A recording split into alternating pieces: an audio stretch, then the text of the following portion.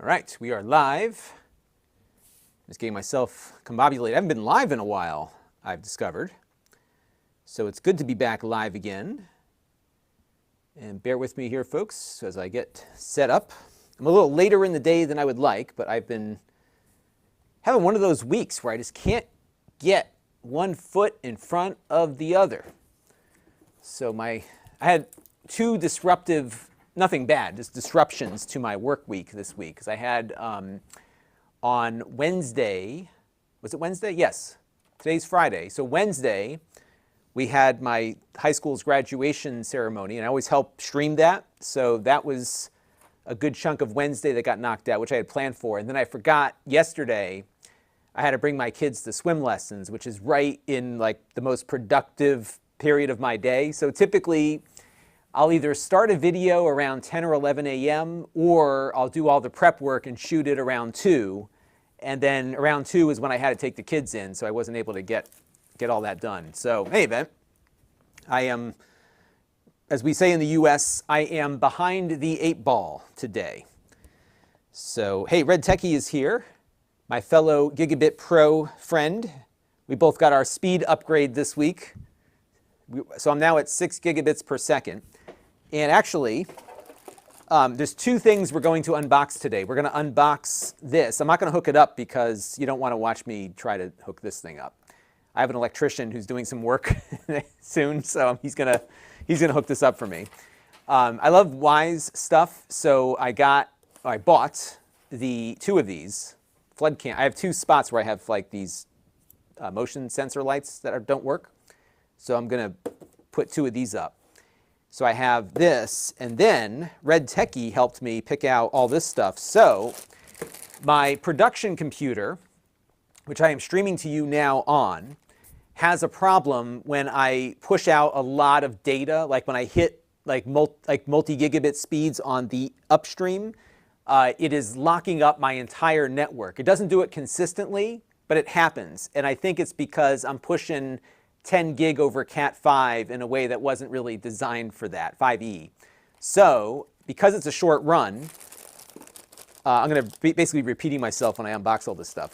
Because it's a short run, I bought a 65-foot LC to LC fiber patch cord, which Red Techie recommended, along with some modules and a network card that takes the modules. So I'm going to have a fiber connection to my switch from my production computer, and that should rectify my problems. I thought that my problems were due to NDI and how it was routing. This is a video technology that I use, and it turns out it wasn't, because when my speed got upgraded and I started running speed tests from my production computer, it was locking up the network again. So I said, ooh, it's got to be related to that Cat5e. I haven't had a problem with 5e anywhere else in the house except here, so it could just be how that cable was patched down or whatever, but we'll go to fiber. And I should have been on fiber anyhow, because it's really, it is literally from here into the closet. So I didn't even need all this much cable, but there was nothing that was like right in the length that I needed. So I'm going to run a 65-foot cable to go maybe 20 feet after going up, over, and down. So I have to go up, over, and then back down, but it's like right over there. So we're going to run fiber there. And I'm going to start maybe running fiber patch cords somewhere else and see where it goes. And I got some friends joining me here. Justin Roberts is here. Weeb is here. Anthony Gwynn is here. Kevin Hawthorne is here from Florida. Martin is here. Already got a super chat from my friend Tech Time with Eric. And you'll be pleased to know I finally updated the credit rolls. So when we get tomorrow's video up, you'll see the new credit rolls. Mark Smith is here. Yeah, I'm short on time today too. I'm going to be going until my kids show up and I finish my unboxings. Red Techie is ready to go. I don't think there is a 3 flood model. I think this is the only one they're offering right now. And this just came out. I think it's on sale at Amazon. It's like 80 bucks. And there's no monthly fee. I love it. And Lewis says, let's go. My week was okay. I was a little behind on things, so I did not get as much done as I wanted to, but we're getting there. Bob I is here. Hello there. Yui wants to know if I do giveaways. I generally don't do giveaways because there are so many laws and regulations involved with it. What I do occasionally, if I'm allowed to, is I sell items for the cost of shipping. And sometimes we do a giveaway for the opportunity to buy it for the cost of shipping. John is here from Westchester. The Tan Man is here as well. Hello there. Yeah, let me get one thing set up here. I just want to set up, I'm going to be recording some unboxings. And this in particular, I think would be a very valuable unboxing video as to like what is exactly in this box. So that is why I'm going to record this one first. And then I'm going to talk about my networking project after that. These are both going to go on the Extras channel. And I'll also be uploading these to Amazon. So Anthony's wondering about my Steam Deck. Yes, so I had reserved a Steam Deck. I got in late on the list because their stupid system wouldn't take my $5. So I'm supposed to be in the second quarter June one. So we're now in the last month of when I should be afforded the opportunity to buy my Steam Deck. And I see Metal Jesus just got one, so I'm going to check out his review of it. I think he just posted that today. Yeah, it was just today that it went up. And he says it's so close to perfect, so I'm eager to check it out. Yeah, I'm going to have to look at like what everyone else did for their videos and try to do something different. So we'll have to see. Maybe we'll do like how to load Windows on it or something. So that is what we're going to do on mine. HT wants to know, is this my main job? Yes, it is my main job. So this is all I do, is sit in this basement and make videos all day. Well, I do some other things, but my primary source of income is this. Brandon Wallace is here. Happy Friday. And Anthony loves his Steam Deck. Yeah, I'm eager to get mine. Ooh, I didn't see your tweet. Adrian did a, oh, cool. I'm going to have to watch that because I have a couple of Apple II power supplies that need new reefa caps. That was a heck of an explosion when that reefa cap went. All right, let me unbox this because my family just got home and I'm going to have hungry children in an hour, if not already. And so we'll go from there. Yes, let me get my overhead camera view zoomed out a bit. And we're going to do a little unboxing. And I'm not going to be reviewing this just yet, but once my electrician gets here and hooks it up, we will review it. But I thought it'd be good to have it. So I think people like want to know what's inside, right? So that's what we're going to find out. And it incorporates like the Wise Cam just kind of sitting in a little holder. So the camera is no different than the camera they sell separately. And I think there's going to be some considerations with that. Angel is here. Thank you. You are welcome, HT. I'm here to serve. I like making videos. And I'm looking forward to seeing that. And Mark said, reefa cap explosions at 229 volts are even more traumatic. Yeah, it was pretty crazy when it happened here. It's a shame I wasn't live streaming. That would have been epic. Anthony says I should focus on emulation. Oh, cool. Yeah, we'll check it out. Maybe I'll do like a video of all the different things that I'm able to do because everyone else spent the time to figure it out, right? All right, let me start recording this and we'll go from there. 3, 2, 1. Hey everybody, it's Lon.TV and it's time for another unboxing, and I am not going to hook this up today in this video. So I have an electrician friend coming who's going to hook this up properly for me, but I thought it might be instructive to unbox the Wise Cam floodlight so that you can see everything that comes in the box and some things to think about before installing it. Because I know a lot of times it's hard to know exactly what you're going to get inside. So we're going to unbox this today, and then I'll have a review coming up a little later after I get it installed and operating. But basically this is a floodlight with a motion detector, and then it has a Wise Cam version 3 on board, which is weatherproof, that works just like their standalone camera because it's the same camera, but it's integrated into this and is powered by it. So the camera will connect to your Wi-Fi, but you can also put an SD card inside of it for continuous recording. Now, of course, if you have to get at that SD card, you do need to get on the ladder to pull it out, but you can, of course, access it through the app. And if you check out my Wise Cam version 3 review, you can see exactly how the camera portion of this thing works. Now, before we get into this, I do want to let you know, in the interest of full disclosure, that I paid for this with my own funds. In fact, I bought 2 of them for 2 different spots in my house where I've got dead floodlights that have motion detectors on them. All the opinions you're about to hear are my own. No one is paying for this review, nor is anyone reviewing or approving what you're about to see before it was uploaded. So let's get into it now and take this floodlight out of the box. All right, that's part one. And then we're going to start part two, and we'll see what's in the box. Yeah, this is one thing where I think an unboxing is going to be really helpful, because a lot of folks are not aware of what's in the box until they get it, and they're like, oh, and now I need to go to the hardware store and get more stuff, right? So we are going to head that off at the pass. All right, so now I just want to play this back and make sure it's okay, and then we'll continue onward. 3, 2, 1. Hey everybody, it's Lon.TV, and it's time for another unboxing, and I am not going to hook this up today in this video.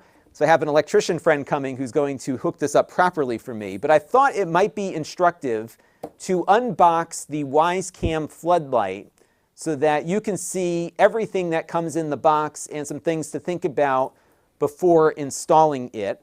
Because I know a lot of times it's hard to know exactly what you're going to get inside. So we're going to unbox this today, and then I'll have a review coming up a little later after I get it installed and operating. But basically this is a floodlight with a motion detector, and then it has a WiseCam version 3 on board, which is weatherproof, that works just like their standalone camera because it's the same camera, but it's integrated into this and is powered by it. So the camera will connect to your Wi-Fi, but you can also put an SD card inside of it for continuous recording. Now, of course, if you have to get at that SD card, you do need to get on the ladder to pull it out, but you can, of course, access it through the app. And if you check out my WiseCam version 3 review, you can see exactly how the camera portion of this thing works. Now, before we get into this, I do want to let you know, in the interest of full disclosure, that I paid for this with my own funds. In fact, I bought 2 of them for 2 different spots in my house where I've got dead floodlights that have motion detectors on them. All the opinions you're about to hear are my own. No one is paying for this review, nor is anyone reviewing or approving what you're about to see before it was uploaded. So let's get into it now and take this floodlight out of the box. Okay, I can live with that. 3, 2, 1. All right, so let's open this up now and see what is inside. So we'll start off with our quick start guide here, which I'm assuming will be very helpful for understanding where everything needs to go. So you can see all that here. And let's get this part out of the box next, and I'll give you the overhead view so you can see exactly how it comes together. So it looks like this is the unit here. Now, I was reading some Amazon reviews of this, and it looks like people are kind of surprised about the build quality, and not in a good way. So this is all plastic, the entire unit. It is, of course, weatherproof, so it will survive the rain, but this is not something metal. The plastic feels pretty heavy duty, but not metal, of course, so just be aware of that. If you're looking for something that's a little more robust or rugged, that will not be this product, but it does feel like it's pretty well sealed here. They've got a nice rubber gasket here at the bottom. Here's your electrical connections here. My electrician friend will take care of that for us. This is an LED flood lamp, of course, and when we do the full review, we'll see how bright it is. And the camera does have night vision on it, so it will see in the dark if the lights, for some reason, stop working. Now, it looks like this is definitely the version 3 camera, just kind of in a pedestal here. So you can move it around and adjust it. Now, one thing I would suggest you do, and I'm trying to see what's the easiest way to go about doing this, would be to power this up and get it paired up with its app before you put it up. And the reason is that you need to point the camera at a barcode to activate it, and that barcode is going to be on your phone. So I think the installation process might be a little clunky on this, especially if you find yourself having to activate the camera after you get it up on the pedestal there. I'm going to unscrew this and see if there's a way to get at its cable. Unfortunately, it looks like it all routes through the motion sensor here, so this might be just one continuous connection. Actually, let's see. No, it looks like it might actually be, okay, yeah. Okay, so here's what I would do, is pull this cable out, this USB cable, and this is like a USB, micro USB connector, and then power the camera up before you do anything else, and then get it activated through the app. We've done that in another video. And then reconnect this cable, and I'll give you the overhead view so you can see exactly where that goes here. Let me go back over to my overhead. So it goes in right here. And that way you can get the camera activated, put the thing up, and not have to climb up on your ladder with your cell phone to point a camera at it to get it going. All right, I think I had the wrong view going. Let me just play this back real quick. This is what happens when you're going in the moment. It's hard to prepare for what you're going to see when you don't really know what you're looking at. Okay, so I did do it the way I thought. All right, let me play back where we're at, and then we'll pick it up. So bear with me here for 1 second, folks. We're going to play back what we just did. So it will survive the rain. 3, 2, 1. All right, so let's open this up now and see what is inside. So we'll start off with our quick start guide here, which I'm assuming will be very helpful for understanding where everything needs to go. So you can see all that here. And let's get this part out of the box next, and I'll give you the overhead view so you can see exactly how it comes together. So it looks like this is the unit here. Now I was reading some Amazon reviews of this, and it looks like people are kind of surprised about the build quality, and not in a good way. So this is all plastic, the entire unit. It is of course weatherproof, so it will survive the rain, but this is not something metal. The plastic feels pretty heavy duty, but not metal of course, so just be aware of that. If you're looking for something that's a little more robust or rugged, that will not be this product, but it does feel like it's pretty well sealed here. They've got a nice rubber gasket here at the bottom. Here's your electrical connections here. My electrician friend will take care of that for us. This is an LED flood lamp, of course, and when we do the full review, we'll see how bright it is. And the camera does have night vision on it, so it will see in the dark if the lights, for some reason, stop working. Now, it looks like this is definitely the version 3 camera, just kind of in a pedestal here. So you can move it around and adjust it.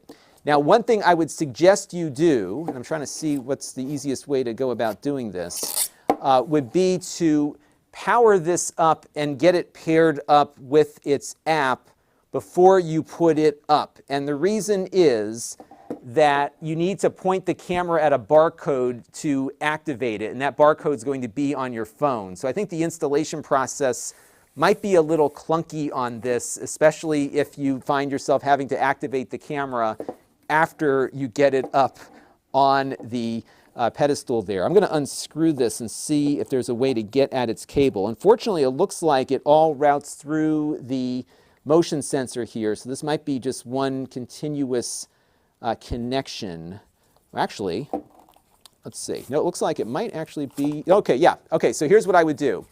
Is pull this cable out, this USB cable, and this is like a USB, micro USB connector, and then power the camera up before you do anything else, and then get it activated through the app. We've done that in another video, and then reconnect this cable, and I'll give you the overhead view so you can see exactly where that goes here. Let me go back over to my overhead. So it goes in right here. And that way you can get the camera activated, put the thing up, and not have to climb up on your ladder with your cell phone to point a camera at it to get it going. All right.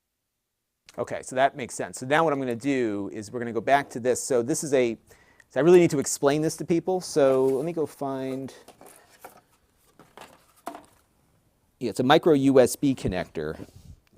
So I just want to find an example cable that I can use for this. I think I'll figure it out. Okay, so, because this is a female connector here, so if you have a micro USB thing, it'll just plug right in. So there you go. All right, let's do, yeah, I think everybody needs to do some new cameras at their houses. That's part of that was part of my thing. We have, you know, it's funny, it's not only just for crime. We have a bear running around the neighborhood right now, like a bear, and it's like growling at people and stuff. So I just want to know where the bear is in case I walk out the door. William Wilkinson is here. Recipe Bob's got some floodlights to replace too. Jolt Dude is here. Hello there. I think I just sent you something today, Jolt Dude. I think you bought something from me today, didn't you? And then Red Techie just got back from Virginia and did the Unify stuff. Yeah, eventually I'm gonna get to that. That's my next plan of attack. But in the meantime, I'm going to do this stuff, so, this Wise stuff, until I get more ambitious. All right, so where did And Red Techie lives around the corner from me, so this bear that's running around is of concern to you as well. Yeah, I think what I'll do, yeah, so this will work. So this is like a regular phone charging cable. 3, 2, 1. So again, you just need a micro USB phone charging cable like this one, not a USB-C. And when you disconnect the camera from the motion sensor, you can just plug this in and connect it to a USB power source, just like I'm doing right here, and that'll power the camera up so you can activate it. And again, I would do that on the ground before you put it up, and then reconnect this cable to the motion sensor, and you'll be ready to go and not have to climb back up to activate it. Now, what you can also do here, let me give you the overhead again, is you can add a second camera just by connecting up to the USB connector here. So you can add a second version 3 camera, which of course doesn't come in the box, to get everything hooked up. You got to make sure to take off all the plastic here. You'll see some blue things that you can pull off there. Again, the build quality doesn't feel spectacular on this, but for the price I wasn't expecting anything crazy. And I've been a big fan of this Wyze stuff. I'm using a lot of their other products, so I kind of knew what I was getting into here. There is a speaker on this because you can do two-way communication, and there's also an alarm that can sound if you need to do that. And then we have this little box of additional hardware, but this is all that it comes with. So you have a thing for your light switch because you want to leave the light switch on all the time. And you have some hardware. Let me show you all the hardware that it comes with so you can be prepared. One thing that I'm reading in the manual, though, is that if you don't have a junction box already set up, you're going to need to get one installed. So be aware of that, because the only hardware you get in the box here is what I am showing you right now. So you've got some cable splicers here, a little gasket thing, and this stuff, and that is it. So if you don't have a junction box, they say in the manual here, have a professional installer hook it up for you, because all you get in the box is basically what we've got right here. So I'm going to be back with a review of this thing once I get it recombobulated and mounted on the front of my house, and I will let you know what I think of it when we do the full review. I have a lot of experience with the WyzeCam V3, and you can check out my review of the camera to see how the camera component works. And again, we'll have a review of the rest of the package here coming up very shortly, as soon as my electrician friend comes back to hook it up. That's going to do it for this unboxing, and until next time, this is Lon.TV. Thanks for watching.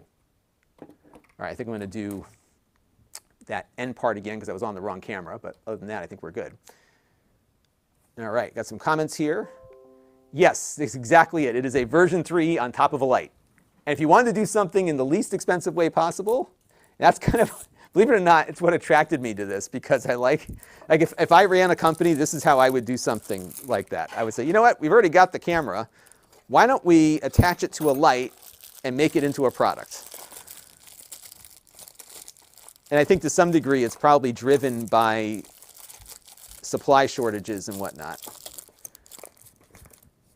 Okay, so let me put this back in here. And actually, you know what I want to do? I'm going to play back that segment just so that we can make sure. I just want to make sure I got it all explained properly.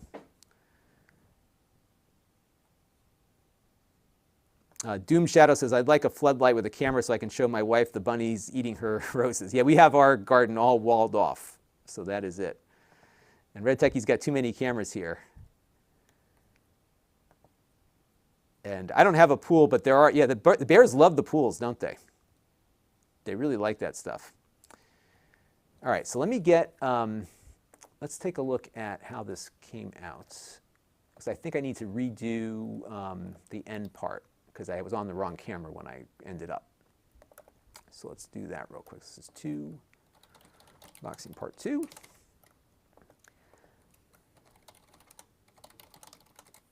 All right, so let's take a look at part 3 here. And then we'll go to the networking stuff. So let's grab all 3 parts here and see how it all comes together. 3, 2, 1. So again, you just need a micro USB phone charging cable like this one, not a USB-C. And when you disconnect the camera from the motion sensor, you can just plug this in and connect it to a USB power source, just like I'm doing right here, and that'll power the camera up so you can activate it. And again, I would do that on the ground before you put it up, and then reconnect this cable to the motion sensor, and you'll be ready to go and not have to climb back up to activate it. Now, what you can also do here, let me give you the overhead again, is you can add a second camera just by connecting up to the USB connector here. So you can add a second version 3 camera, which of course doesn't come in the box, to get everything hooked up. You got to make sure to take off all the plastic here. You'll see some blue things that you can pull off there. Again, the build quality doesn't feel spectacular on this, but for the price I wasn't expecting anything crazy. And I've been a big fan of this Wyze stuff. I'm using a lot of their other products, so I kind of knew what I was getting into here. There is a speaker on this because you can do two-way communication, and there's also an alarm that can sound if you need to do that. And then we have this little box of additional hardware, but this is all that it comes with. So you have a thing for your light switch because you want to leave the light switch on all the time. And you have some hardware. Let me show you all the hardware that it comes with so you can be prepared. One thing that I'm reading in the manual, though, is that if you don't have a junction box already set up, you're going to need to get one installed. So be aware of that, because the only hardware you get in the box here is what I am showing you right now. So you've got some cable splicers here, a little gasket thing, and this stuff, and that is it. So if you don't have a junction box, they say in the manual here, have a professional installer hook it up for you, because all you get in the box is basically what we've got right here. So I'm going to be back with a review of this thing once I get it recombobulated and mounted on the front of my house, and I will let you know what I think of it when we do the full review. I have a lot of experience with the WyzeCam V3, and you can check out my review of the camera to see how the camera component works. And again, we'll have a review of the rest of the package here coming up very shortly, as soon as my electrician friend comes back to hook it up. That's going to... So I'm going to come back and say that's going to do it for now, just because I had the wrong camera selected. 3, 2, 1. That's going to do it for now, and until next time, this is Lon.TV. Thanks for watching. Done. See that? Unboxing video complete. Got a bunch of new followers on Amazon, so I want to thank Holly, Tony, and G. Nelson for your follows. Much appreciated. And now we're going to do some networking stuff. These will be 2 separate videos on the Extras channel. And I'm going to put all this stuff back in the box so that when my electrician friend comes by, he will be ready to go. He was here the other day because my breaker died for my car charger. So I had to be like very careful about how far I drove. But I was, so when I got my car, I bought, this was back when Tesla was more anxious for sales, so I bought an inventory car, and part of the deal was, at the time that I bought it, was free supercharging for life. So I can supercharge forever. So I was on my way back from something, and I found a supercharger and got like 200 miles loaded up on it, and that was good. So I was able to get through the week until my friend showed up. Okay, so now, this will be less exciting, or depending on your interest level, maybe perhaps more exciting. So we're going to look at some networking gear and why you might want to patch with fiber optics versus coax cable. You know, you do you, but I think when it makes sense, you can't go wrong with fiber. And this is from 10G Tech. I bought all this stuff. Now 10G Tech makes the modules, but they didn't have stock, and these were less expensive. I probably shouldn't go skimp on quality or price or whatever when it comes to networking stuff for mission critical applications, but you know how it is. All right, so we're going to move on to the next unboxing video, and I just got to find where I put my, here it is, the demonstration switch here. So I figured I would demonstrate the connection path so that people were aware of how this all comes together. Okay. And yeah, this probably would work. I might be able to tilt down a little bit here and tighten up a little bit. Yeah, that'll work. Okay. That'll work. All right. So we're going to skip over to this stuff next. And we turn the speaker off on my computer. I ordered the new Surface Laptop Go, by the way, because I got a good deal on it, and I could trade in the old one. And this has become like my new ham radio computer, so it's good to get that upgraded. All right, got some chats here. Mark Smith said there was a coyote in his park. Oh my goodness, must have been like rabbit or something. Is there a reasonably user-friendly but privacy-oriented camera system available? You know, I would look at like the Synology NAS solution. It's kind of a roll your own, but it all terminates and records locally on a NAS device, and that might be, I know a lot of people do that. That would certainly give you the privacy. I'm pretty sure the version 3 camera still supports the RTSP firmware, but I think they are like phasing that out. So we'll have to see what happens with that in the future, although you could probably buy a version or a similar type of camera that would work with RTSP. Let's see here. Jolt Dude says his mother has a bounty on the cute bunnies. Yeah, they like the vegetables, don't they? Yeah, we used to grow vegetables on our back porch, and like the squirrels were literally dragging these huge vegetables. I mean, you could watch them doing it. It was crazy. But yeah, raccoons are good. Raccoons are very smart animals, for sure. Mark Smith has got to go. We'll see you soon. And Tech Time with Eric, who's handier than me, will do a video on the installation on his channel, so we'll check him out. So Adam's got a good question here about the Wyze cameras. So they actually, it depends which one you have. So their outdoor camera, I probably should, when I do the full review, I'll mention this. Their outdoor camera it's different than the version 3 camera. So their outdoor camera does record only in short clips with a cooldown. Their version 3 camera, if you have the SD card installed, will record continuously. So you'll get the motion notification, but then you can pop in and actually just watch the whole before and after. So because it's powered separately, it's a different setup. So that, I'll put the other thing back up here on Amazon. So that's why you might want to go with that one. And as Dennis says, if you put in the SD cards, you're good to go. Red Techie says, once you go fiber, you never go back. That's true. And he likes the Cable Matters stuff, which is good. So I'm glad I got the right stuff. Martin says, I have 3 V3 cameras, and it looks like the RTSP is still working. Excellent. And he also recommends the Wyze Bridge. Red's got a combo Synology, NAS, Blue Iris, and Unify project for self-hosted cameras. That's another way to do it privately, right? And Anker's doing something similar, as Jolt Dude points out. I have an Anker camera coming in, I think, at some point. I haven't gotten it yet, but I know they sent me a note that they had some new stuff for me to look at.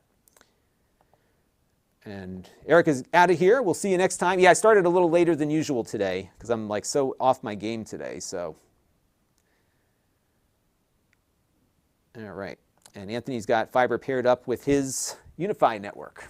All right, let's do this one. All right. 3, 2, 1. Hey everybody, it's Lon.TV, and we've got a quick little networking video to do because I've been having some trouble that's been going on for a while with my production computer here. As you know, we hooked up this fancy internet connection here, which has just been upgraded, and we'll have a video about that upgrade coming soon. But I essentially have now 6 gigabits of symmetrical bandwidth up and down. And when you have that much coming in, you need a way to work with that level of bandwidth inside your home in addition to being outside, because most consumer networking gear runs at 1 gigabit, and we've got 6 that we can access to the world. So when I put in that connection, I upgraded all of my networking equipment, but I did not upgrade my wiring. So when I redid my basement for my studio, I put in Cat5e, a decision that I now regret. It was a lot cheaper back then when I did it, but now I have networking cable that's not rated for the 10 gig connections that I need to set up to make full use of the bandwidth that I have. And my production computer has been the most problematic, running 10 gig over Cat5. And oddly, it has the shortest run. But these are the kinds of pitfalls you run into when you run faster than the specs the cable can support. So what I'm going to be doing, and I'm not going to be able to do this live because I'm recording on the computer that will be upgraded, is I'm going to hook up a fiber patch cable and a fiber setup for my production computer. So we're going to plug into my switch with an optical fiber optic cable versus a coax Cat5e, and that will solve my problem. So what I purchased here was a 10 G-Tech optical patch cord. This will run at 10 gigabits. It's an LC to LC. I got a 20-meter cord, which is a little longer than what I needed, but the other size that they had was shorter than what I needed, so we'll have a little bit of extra length. But the modules here that I'm using, I think will go up to 300 meters, so I should have plenty of good performance with this. And what I'm going to do is run this up a column and then through the ceiling and then back down into my equipment closet is how I'm going to hook this up. And I'll do a video of this working once I get it all established here. Maybe I'll just put it on the end of this one. So that is the cabling part, and you can see these are pre-terminated. Fiber cables are very hard to terminate on your own, so a lot of folks that I know that run fiber throughout their homes tend to buy the cables pre-terminated and then just run them from one location to the other. I think you can get wall mounts or wall sockets and whatnot to do all that, so it's something you can do. These are the modules. Now, the way these work, of course, is by sliding them in to your network switch. And this is an SFP, a pair of SFP Plus modules. By the way, I purchased all this stuff with my own funds. And so what you do is you take your module here, and I have a little demo switch here that we can plug this into real quick. And what you do is just slide the module into an SFP Plus port, and then you connect the fiber to the end of the port and connect both ends together. That's how you do it. And what's neat is that there are different types of modules depending on the connection type that you have. So this module, which is a Cable Matters module here, supports 10 gigabits per second, and it's an SFP Plus to LC module, which is the type of multi-mode fiber optic cable and connector that I have purchased. But there's a whole bunch of different types of fiber options available. So you need to make sure that you get the right module for the type of cable that you're running. Additionally, they sell RJ45 adapters like this, so you can get a 10 gig copper connection. And then in my equipment room over there, and I did a video on this earlier, I have what's called direct attached copper, which are modules connected together by a cable. And for a very short run, they work really well for patching one switch to the other. So we're going to have one of these plugged into our switch, and the other end is going to plug into this network card that I bought. This is a 10 G-Tech X520 10G1S-X8. What attracted me to it was its price, first of all, but also because it is running with an Intel chip inside, and that's something that my current NIC does not have. I love the driver CD here. I might download a more recent version. And this is the card itself. Nothing crazy, it's just a PCI Express card here. But you'll notice that it also has an SFP Plus connector on here, so you can pick your modules to go with it. And this will give me flexibility in the future. If I ever wanted to change how I'm connecting, I can just slide out the module and plug in another one to match whatever connectivity that I am going with. So that is what I am going to be doing this weekend, getting this network situation figured out, because what happens when my system here goes down or locks up or whatever, is that it also locks up my entire network. And it seems to only do it when it is sending out a large volume of data, like when I'm doing NDI video or doing a speed test or something like that. Typically, if I'm streaming out to my streaming providers, which is far below 10 megabits, it's fine. But when we start getting into the gigabit range is when it can fail. And I want to get that dealt with pretty soon, because I was on a consulting job where it locked up in the middle of it, and that is not a time you want something to lock up. So we're going to be getting all this stuff going in the near future, so stay tuned, and I'll give you an update as to how it is working when we do some stress tests with it. And that will do it for this unboxing of my latest networking project. That's going to do it for now. Until next time, this is Lon.TV. Thanks for watching. All All right, that was a one-take wonder. If I get it done in time before I upload it, I'll just tack on the other parts at the end, I think. So we'll do that. That's a one-take wonder, as I like to say. So there you go. All right, let's see what we got for comments, and then I got to head out in a minute because children are home and all that kind of stuff. All right, let me go switch to the other thing here. Yeah, by the way, this was $40 for the pair, and this will push about 300 meters, I think. It must be an LED light versus a laser, but there are modules that are the same size of this that go for miles. So for example, the module that's in my router or switch from Comcast is transmitting its data about 7 or 8 miles from here, maybe even a little bit more. There's nothing in between. It's just a little laser. It shoots it down a fiber optic cable that goes for miles. And Red Techie's got that at his house too. Ellie, or Eli, or maybe Ellie, hacked a Neo Smart Cam, the European version of Wise 2, wrote a script to mount to NFS. So there you go. That's another way to do it privately, right? Doesn't go on anyone else's network. And Joel2's got a pair of fiber bridges. Yeah, I used to use those at my old job. We had a 100 megabit fiber bridge, but they sell 10 gig ones also. But yeah, there's no electrical interference. I mean, it's all optical, so you don't have, all the things that add complexity for a coax connection, especially between two different buildings. This eliminates all of that. So a lot of times if you connect two different buildings with an Ethernet cable, like a regular one, you have differences in like rounding and voltages or whatever. It's kind of a weird phenomena, and from what I understand of it. And so when you've got fiber, you don't have any of that because it's just an optical connection. And you can go super long distances. You just have to get the right module that can go that far. So definitely a way to go for that. And Joel Dude says, yeah, don't try terminating yourself. Exactly. Just buy them pre-terminated. And Red Techie loves the Cable Matters cables. Yeah, I've been buying a lot of them over the years, too. Beth says, amazing how user accessible this has become. Yeah, I'm surprised by it, too, and how inexpensive it is. I mean, the fiber cables are dirt cheap. This cable, 60 meters. Is that what this is? Is it 60? Yeah, no, sorry, 20 meters, $25. It's like $1 a meter, if that. And super easy to set up. And Jacob says, Computer Chronicles. Yeah, a lot of people look at my set and think of the Computer Chronicles. I should reach out to Stuart Chaffee and see if I can interview him. I think that might be kind of fun. Yeah, do not terminate yourself. Declan says, what's the point of having a tech channel and buying everything with your own funds? Well, you know what it is? I disclose when I don't buy them with my own funds, so I figured I may as well just disclose everything. That's the easiest way to go about it. So that is why I do that.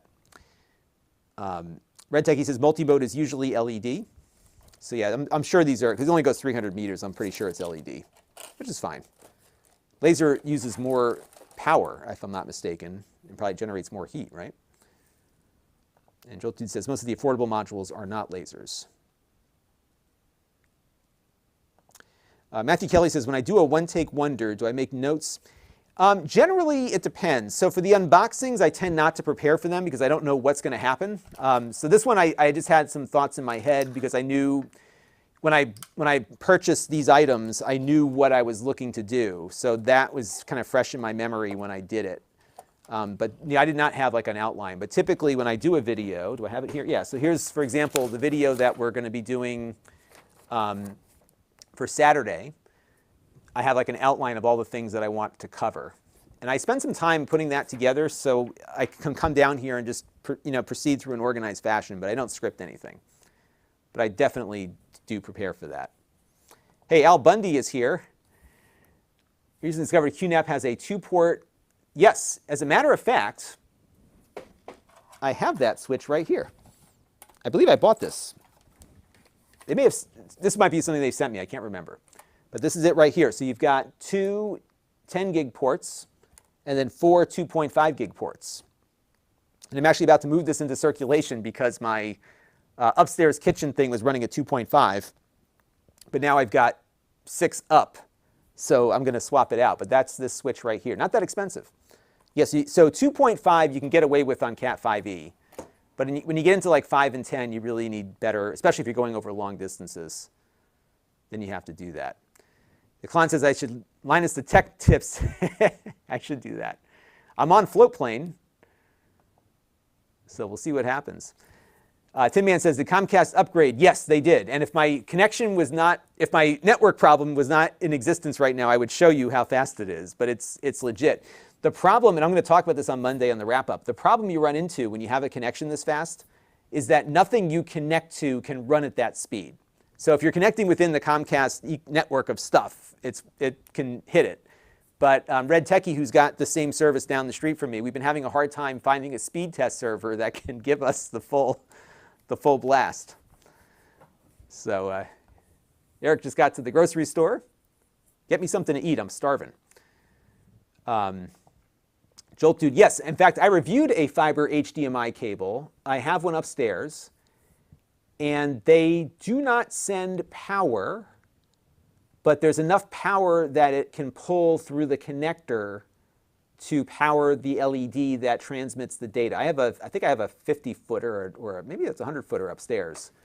And it does not introduce all that much latency. I actually have my PC hooked up to my TV. So my PC's on one end of the room, and I have a cable running, it runs 4K over a fiber optic HDMI cable. It's a really neat thing. Yes, like that video. If you're on Amazon, hit the follow button because we do these kinds of things all the time. I just haven't been on it all this month. It's just been a busy month. I haven't had time. I haven't had stuff to like, I've been catching up. I'm finally getting back into my routine a little bit. Andre N wants to know which, okay, so I've got 2 here. These are both from QNAP. And let me see, here's the other one. I have them, if you go onto the Amazon link, you know what I'll do is I'll add the other one to the Amazon also so you can see what it is. Let me stack these up on top of each other. Now, one of these came in on loan from them, and I haven't given it back yet, and I think I bought the other one. I can't remember. So so I'm not crazy about QNAP NAS devices because of all the security issues they've had lately. I've been kind of holding off reviewing new ones until I'm confident that they've rectified a lot of it. I'm going to kind of update the one that I have here and see if they've made progress on that. It's came up in price a little bit. I'm just looking to see which. Yeah, I'll add both of these to the stream. I'm not sure if these are in stock. These might be out of stock and like third-party prices. But if you go on my link, if you're watching on YouTube, if you click the link, you can go right into the Amazon live stream, and I've got these things linked there. So this one is the lower cost of the 2. This is the QSW 2104 2T. This will do 10 gigabits copper out of these 2 RJ45s. And then you've got 4 2.5 gigs over here. And then the other one, this one's so this is an unmanaged switch. So this will just do whatever it detects. You can't, configure it or do whatever. This one is a smart switch, and they have a consumer version that's the same, made out of plastic. This one's metal. It's like their industrial version. It's rack mountable. But the consumer one, which is plastic, it's in a white plastic case. If you're looking for this one, it'll probably pop up on the Amazon thing. The plastic one is the exact same thing, just a different case. And I did ask them about that. And they have a whole bunch of different configurations. Now this one has, kind of like this one, has 2 10 gig ports and then 8 2.5 gig ports. And this is the QSW M2108R-2C. And it works well. I got one upstairs. I have a plastic one upstairs that I bought a little while back. And you can use either an RJ45 or slide in an SFP+, but not both. So you have 2, even though you got 4 connectors, it only works one or the other. But you could have like an RJ45 and then an SFP in this one. And then, of course, you got your 2.5 gig ports there. And, a nice big robust built-in power supply, solid metal. This one's metal too. But you'll save a little bit of money without any performance hit if you go with the plastic one. Another follower on Amazon, IPEC Portland just followed. Thank you for that. Reggae Man wants to know, am I going to go in wall? So what I'm going to do, because of where my production computer is situated right now, and because I have cameras going into it, it's kind of in the middle of the room. But there is like a support pillar next to me, so I'm going to go up the pillar and then into the ceiling and then over. So I will have a wire draping down, but whatever. No one sees that part. And this is the room I'm allowed to have my wires all over the place. And I think I did answer, hopefully. So that's good there. Matthew Kelly says, likes my genuine approach to tech. Yeah, I try to, I don't like, you do get offered a lot of stuff. My preference is to get it loaned to me and then do it. And then for things that I need, I end up buying anyhow because I'm going to need it, right? So we'll see what happens with that. Just looking through here. Jolt Dude says, Decline wants to know, are the fiber, so the fiber HDMI cables only work in one direction. You have to plug them in the right way. But here's what I did find out with the one that I reviewed at least. HDMI CEC, where you can send remote control instructions, that does work over it. And that's basically coming back from. So I think what it's got, I'm not sure if it routes CEC over the fiber or if CEC can go a longer distance than the video can. But whatever it is, it works like a normal cable.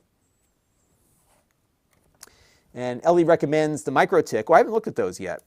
Yeah, we're starting to see prices come down because the QNAPs for a while were like the cheapest or least expensive game in town, and they were working fine. But there probably are less expensive options. I have not explored multi-gig networking in a while. Maybe I should. So what happens with me is that I solve a problem and then I move on to something else. So now I'm into the ham radio stuff because I solved the problem, right? So,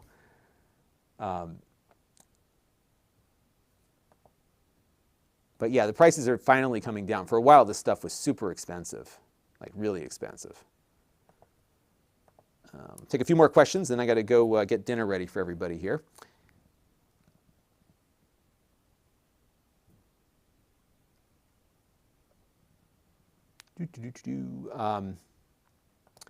Reggae Man wants to know if now that I have a 6 gig, will I continue to use the Mocha adapters?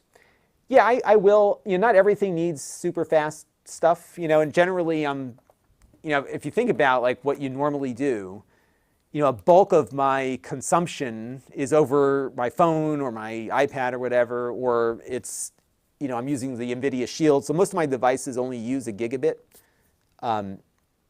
So for me, the speed from the connection, the value, is really the fact that I can get get the upstream speed. And to put this into perspective, at the time that I had the Gigabit Pro installed, the best Comcast could get me was 10 megabits upstream. So I was running, out at the first gen RJ45 Ethernet, right? 10 megs up. And it was not reliable. So those of you who've been with me for a while know that our streams were always cutting out because I was right at the end of the line. So I was literally the last house off the node.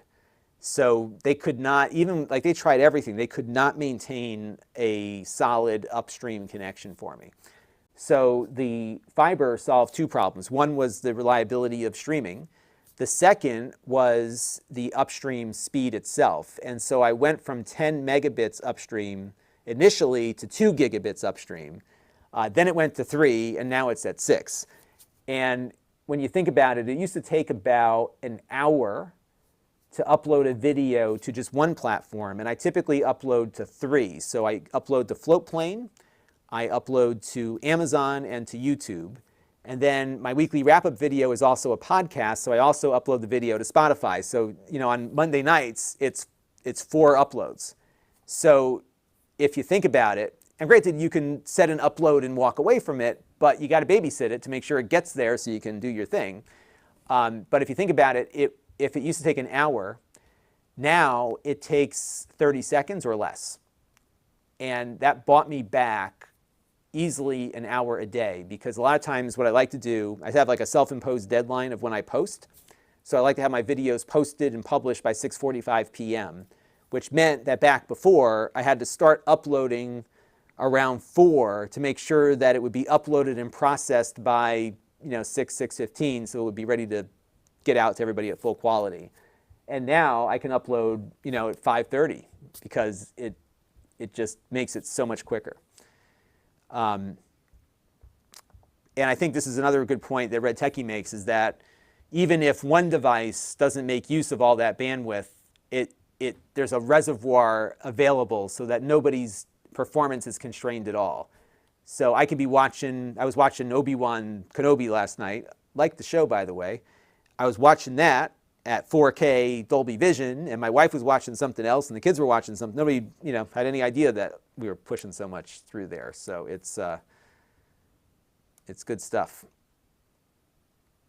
All right. And Matthew's wondering, will I get back into interesting Docker? Yeah, I need to start playing around with Docker a little bit more too. I have to upgrade my Synology too, get that going. I got so many things I want to try, and only so much time in the day. But I got to jet, everybody, because it is dinner time, or close to it here, and I am responsible for feeding the family, whether it is cooking or paying for dinner. We'll see what happens. I think I might be ordering Chinese food in tonight. And the taco place doesn't deliver anymore. That's a bummer. So I have to, if I want tacos, I got to go get them again. But hey, But thank you very much for the super chat, Declan. Much appreciated. Have a pint. Yeah, I need to unwind. I just have not been able to get everything done this week that I want to, and I don't get like stressed out to the point where like I can't handle the work or whatever. That's not how it is, but it's just I get very frustrated when I have things that I know I could get done or can't get to because I've got all these other things happening. That was one of those weeks. So thankfully, I got my ham radio video completed for tomorrow. And so we're going to have one less video this week than usual, but next week we'll be back to the usual thing. Matthew wants to know, what support channel benefits me the most? So there are, obviously, I support everything. So the way I look at it is if it works for you, I'm totally cool with it. So the best one is my donor box page, which is at Lon.TV/support. The reason is that one just takes the Stripe or PayPal fees and nothing more. Like it was like a very minuscule monthly charge on that. But super chats work. Everything works. I'm not. I don't want to restrict anybody from who wants to support the channel. So, whatever works for you is fine. But yeah, the donor box page is the most amount. So here's what happens with this stuff is that a lot of these platforms take a lot more, so that when you give $10, more of that $10 is going to the platform versus the creator. So the donor box page is takes the least, basically.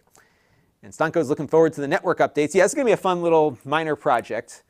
I probably won't show the workmanship because I am horrible at this stuff, but I will talk about how it works when we get it hooked up, which will probably be on tomorrow's schedule because my kids and wife are going to Cape Cod with my mother-in-law, and I will be here getting caught up on stuff. So that is my plan.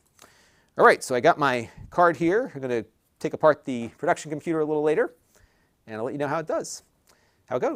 And thank you, Matthew, for your support. I really appreciate it. Very much so. And I'll give you a shout. Everybody, by the way, if you contribute, you get into the end credit rolls for like the month or so that it runs. And we do a shout out on the weekly wrap up on Monday nights. So always like to acknowledge supporters of the channel. And if I help, great. All right, everybody. Thank you very much. Glad you enjoyed the chat tonight, Ellie. I'll take a look at some of those micro ticks because that might be some stuff worth reviewing.